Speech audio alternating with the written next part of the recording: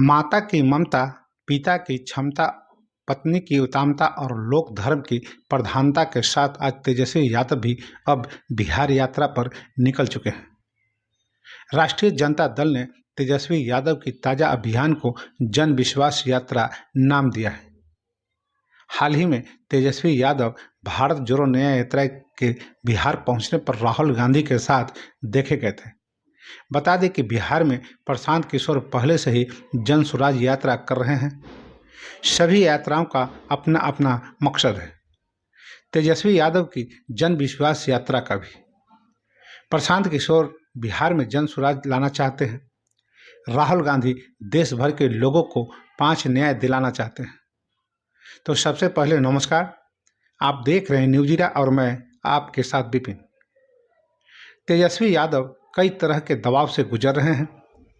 सिर पर लोकसभा चुनाव 2024 आ खड़ा हुआ है। कभी भी चुनाव की तारीखों की घोषणा हो सकती है, आचार संहिता लागू हो सकती है, फिर तो सारा ही खर्चा चुनाव खर्च में जोड़ दिया जाएगा। 2019 के आम चुनाव में तेजस्वी यादव की पार्टी आरजेडी को एक भी सीट नहीं मिली थी। बिहार की 40 लोकसभा सीटों में से 39 एनडीए और 1 कांग्रेस के हिस्से में चली गई थी। तेजस्वी यादव पर 2020 के बिहार विधानसभा चुनाव जैसे प्रदर्शन का भी दबाव है और लगे हाथ 2025 के बिहार विधानसभा चुनाव की तैयारियां करनी है। अव्वल तो हर चुनाव में तेजस्वी यादव को जंगल राज के हमले झेलने पड़ते हैं।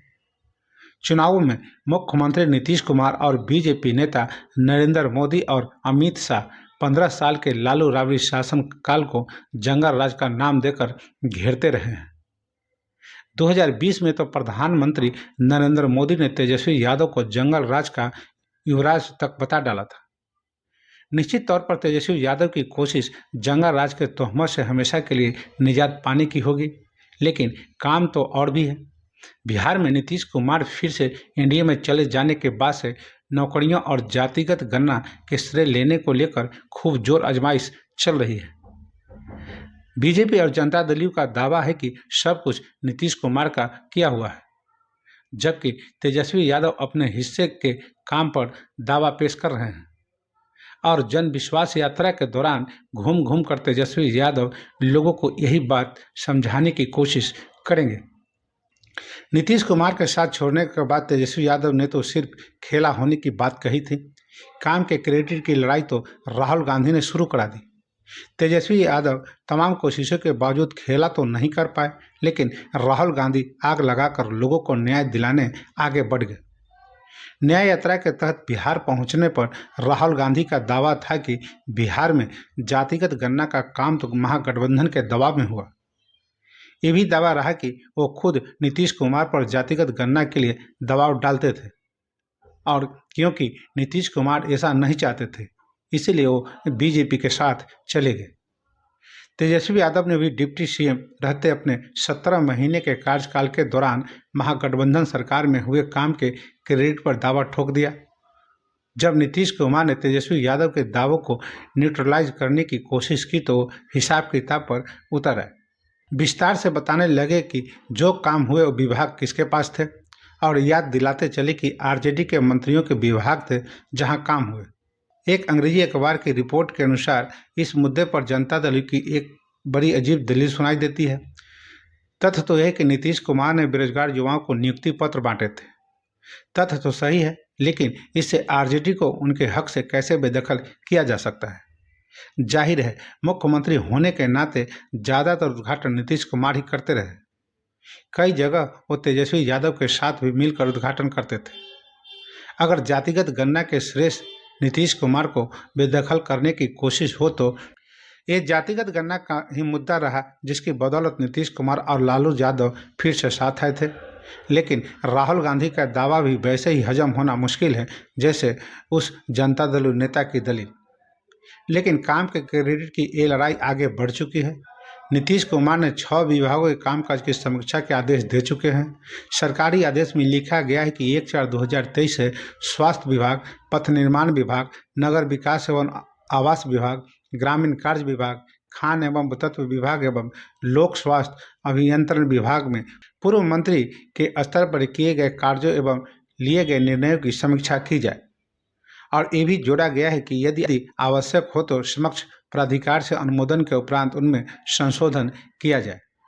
नीतीश कुमार की सरकार में कृषि मंत्री रह चुके आरजेडी नेता सुधाकर सिंह का सवाल है, जो विभाग आरजेडी के मंत्रियों के पास था उसकी जांच क्यों? मुख्यमंत्री को सभी विभागों की जांच करवानी चाहिए। बात तो सही है, लेकिन ये तो मुख्यमंत्री को ही अधिकार है कि किस जगह उनको शक है और कहां वो जांच कराना चाहते हैं। लेकिन आरजेडी नेता का सवाल भी वाजिब है। यह सवाल भी कुछ वैसा ही है जैसे विपक्षी दलों के नेता पूछते हैं कि ईडी और सीबीआई जैसी जांच एजेंसियों के निशाने पर विपक्ष के ही ज़्यादातर नेता क्यों होते हैं, बीजेपी में क्यों नहीं। ऐसे सवालों का जवाब तो कोई देने से रहा।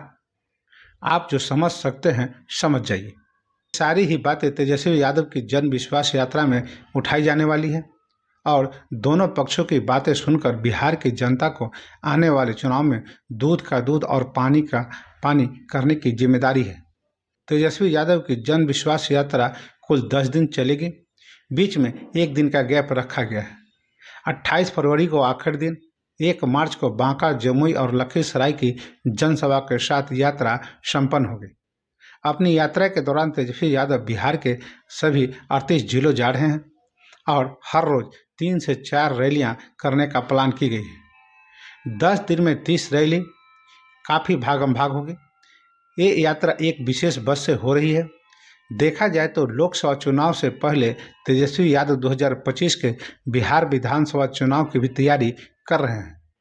अब तक तेजस्वी यादव के पास कुछ भी बताने के लिए नहीं होता था।